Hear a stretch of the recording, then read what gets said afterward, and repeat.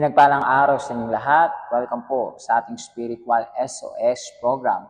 Ang programa na ito ay para tumanggap kayo ng tulong mula sa Panginoon Diyos. At paano ito mangyayari?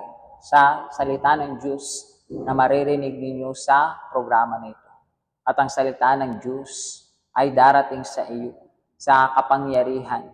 At kapag ikaw ay naniwala at sumampalataya, ito ay magkakaroon ng katuparan sa iyong buhay. Kaya nga, gusto ko na ang bawat isa sa inyo, samahan niyo ko. Kung kayo ay mayroong prayer request, pwede nyo ilagay sa comment section. Kung ikaw ay mayroong tubig, ihanda mo ngayon. Dahil ipapanalangin ko yung tubig na yan upang ikaw ay tumanggap ng pagpapala, ng kaginhawaan, ng kagalingan kapag ininom mo ang tubig na iyan. So ano ngayon ang gustong sabihin ng Panginoong Diyos para sa bawat isa sa inyo? Especially ikaw na umarap ng problema. Ikaw ay umarap sa mga matinding pagsubok. At nandito ka, nanonood, at inahanap mo kung ano yung pwedeng maging solusyon sa iyong mga problema. Gusto ko basahin sa iyo isang verse o dalawang verse dito sa Biblia na naniniwala ko na kapag pinamuhay mo, ito ay magbibigay ng solusyon sa iyong mga problema. Nakasulat ay ganito. Sa aklat ng Psalms chapter 86 verse 6 at 7. Pakinggan niyo ang aking dalangin, Panginoon. Ang pagsusumamoy ko'y inyong dinggin. Tumatawag ako sa inyo sa oras ng kagipitan dahil sinasagot ninyo ako. So dito, tinuruan tayo ng banal na Espiritu sa pamamagitan ni David kung gaano makapangyarihan ang panalangin. At kapag gumagawa tayo ng panalangin na may pananampalataya sa Panginoon Diyos, na may kasiguraduhan na anuman ang pinanalangin natin sa Kanya, ay bibigyan niya ng kasagutan ang Diyos. Siya ay kikilos para ibigay ang katuparan ng salitang ito, ng pangako na ito sa inyong buhay. At makita mo yung realization, yung materialization nito at magbigay ito ng pagbabago sa iyong buhay. Kaya nga ito ang nais ko na gawin sa bawat isa sa inyo. Gusto ko na ipanalangin kayo sa lahat ng inyong mga kahirapan, sa lahat ng kanyang mga pagdurusa, sa lahat ng mga sitwasyon na dumarating sa inyong buhay. Amen? So, bago yon, gusto kita na invite sa Simbahang Universal. Sa Simbahang Universal ay magpunta ka. Ikaw na umarap sa maraming problema, pagsubok, dahil dito may mga lingkod ng Diyos na ginagamit nila ang kapangyarihan ng panalangin at pananampalataya para magbagong sitwasyon ng buhay ng mga tao. At kapag ikaw ay magpunta, ikaw ay may papanalangin ng malakas. Tuturuan ka rin namin kung paano manalangin na mas effective sa Panginoon Diyos at may mas resulta sa iyong buhay. Kapag magpunta ka, ito ay makakatulong sa inang malaki at pwedeng ito ang maging dahilan ng maraming mga pagbabagong pwedeng maganap sa iyong buhay. Dahil sa mga panalangin na iyong gagawin, pwedeng mabless ang iyong kalusugan, ang iyong pamilya, ang iyong marriage, ang iyong finances, pati na ang iyong spiritual life ay pwede na itong mabless. Kaya nga, gusto kita na encourage na magpunta. Dito sa ating region sa La Union, ay meron tayong 4 na simbahan. Dito sa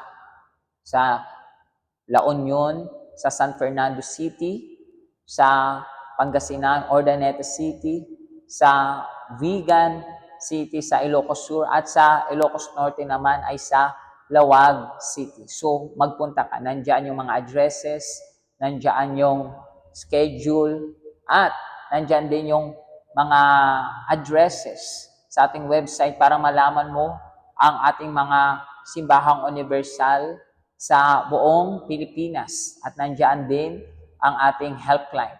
At kapag ikaw ay tumawag, maghingi ng panalangin, ay ikaw din ay may papanalangin.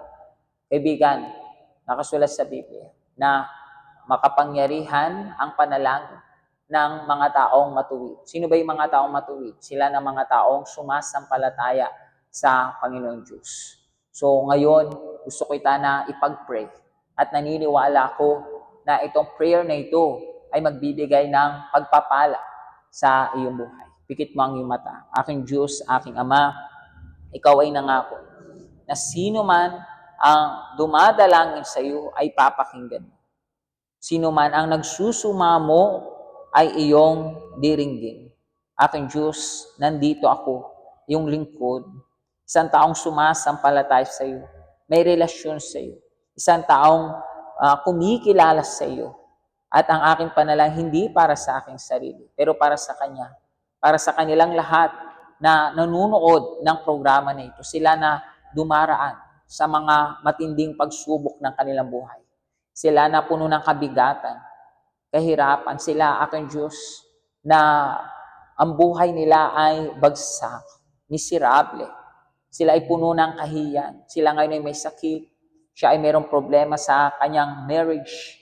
At maybe sila ay almost maghiwalay na ngayon o siguro nag-separate na sila dahil sa kanilang away nitong nakaraan.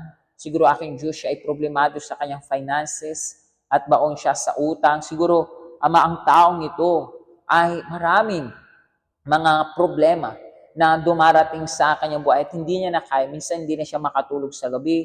Minsan siya ay depressed. Minsan siya ay pinahihirapan ng mga hindi magandang pakiramdam sa kanyang katawan. Pero ngayon, aking Diyos, pinapanalangin ko ang kabutihan ng taong ito. Pagalingin mo siya sa kanyang sakit. Palayain mo siya sa lahat ng trabaho ng demonyo at masama. Ama, ayusin mo ang sitwasyon sa kanilang pamilya. Bigyan mo siya ng pinansyal. Ama, ibigay mo sa kanya yung proteksyon kontra sa lahat ng trabaho ng masama. Iligtas mo ang buhay ng taong ito. Ibigay mo sa kanya ang pagpapala, aking Diyos, kung saan ang buhay niya, aking Diyos, ay maging masagana. Alam ko, aking Diyos, na hindi ito agad mangyari. Pero alam ko, aking Diyos, na pwedeng mula ngayon ay magsimula na maraming pagbabago sa kanyang buhay. Kaibigan, pinapalaya kita sa lahat ng trabaho ng masama and I minister sa iyo ang kasagutan ng panalangin na ito. Tanggapin mo ngayon. Tanggapin mo ang kasagutan sa iyong mga prayer request na sinulat mo sa comment section. Pinagpapala ko ngayon ang iyong tubig na kapag ininom mo ito ay magbigay ng kagalingan sa iyo. I bless ang iyong buhay ngayon sa pangalan ng Ama, ng Anak, at ng Espiritu Santo. At kung ikaw ay naniniwala, sabihin mo ngayong Amen. Amen? So kaibigan, ikaw ay blessed na.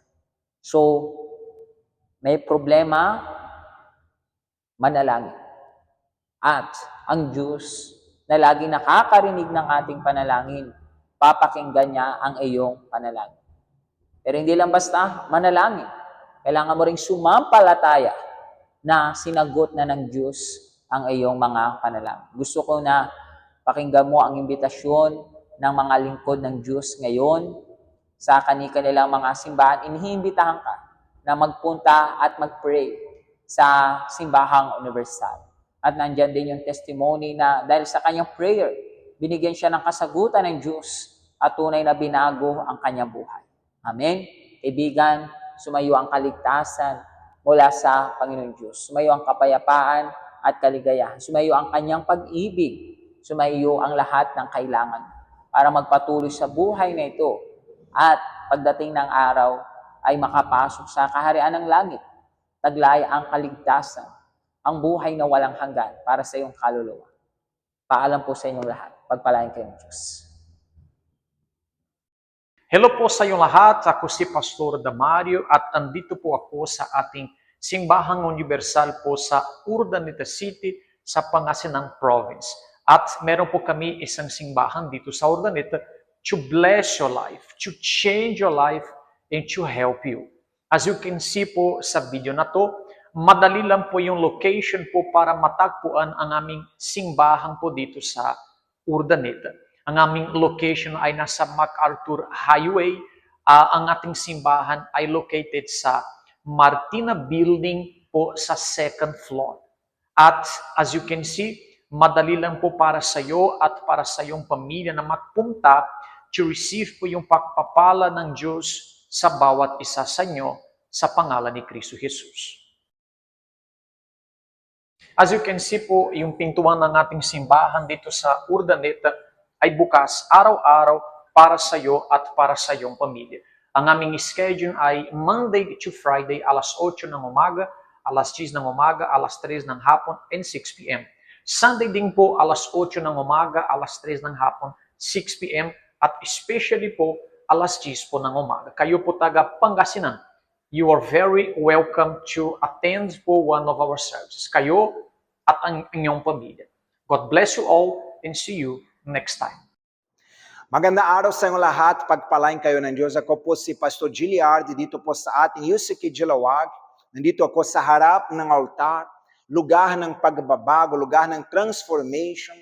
Kung nakatira po kayo dito sa Lawag City, malapit sa Lawag, dito po sa Ilocos Norte, yung aming simbahan is located dito sa 30th floor ng Bismonte Building, Barangay 11, Bacara Road, sa Lawag City, malapit sa Kapitolyo, sa harap ng Metro Banco.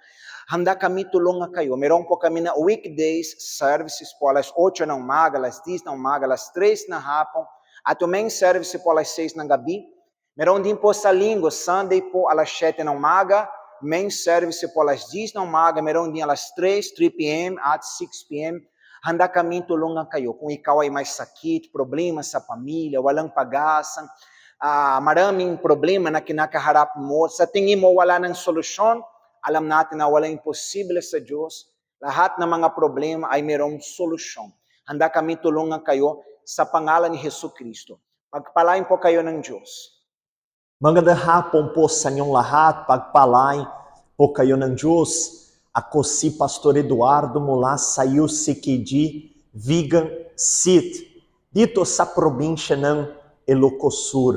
At gusto ko imbitahan kayong lahat, ikaw na may kakilala, kaibigan, kapamilya, dito sa probinsya ng Ilocos Sur, ikaw na nakatira dito sa Vegan City, ang imbitasyon na ito ay para sa iyo kung kailangan ninyo ng tulong, yes, espiritual or physical para sa iyo, tsaka para sa iyong buong pamilya.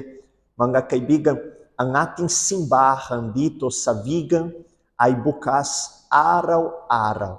Meron po tayo ng mga service alas 8 ng umaga, alas 10 ng umaga, alas 3 ng hapon, at alas 6 ng gabi. At tuwing Sunday, tuwing linggo, ang ating napaka-espesyal service, alas 10 ng umaga.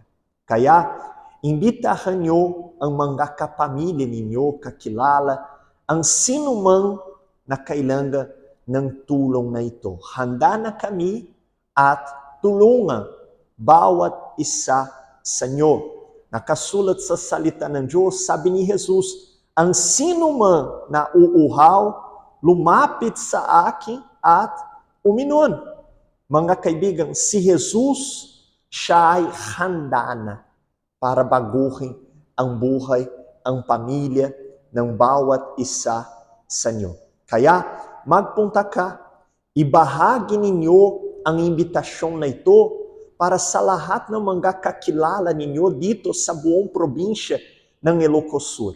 Sigurado ako, gagawa ng Diyos ng himala sa buhay ng bawat isa sa inyo at sa buhay ng bawat isa sa kanila.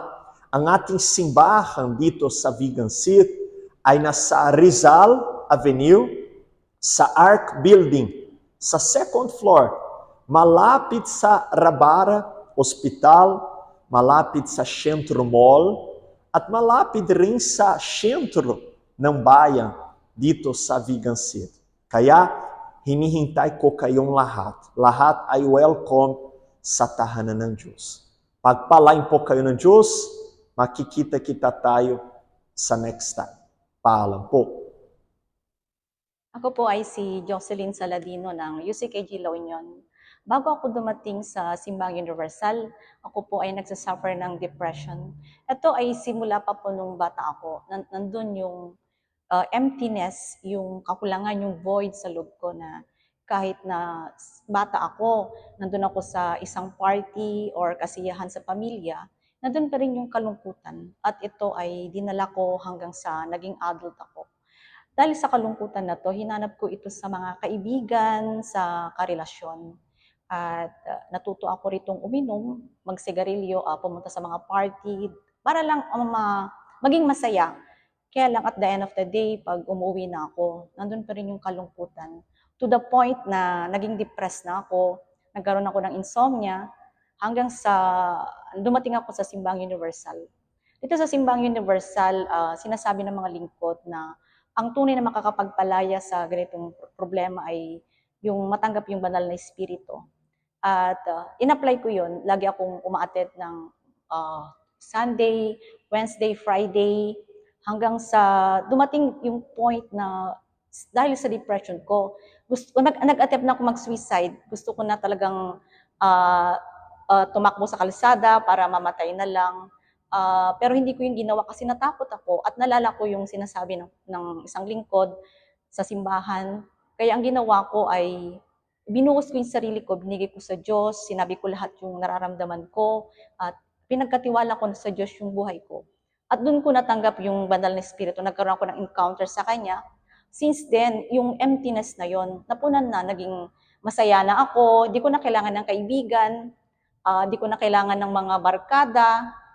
Kahit nag-isa ako, masaya ako. At kahit na marami kong problema, nandun yung kagalakan sa loob ko na kasama ko yung Diyos.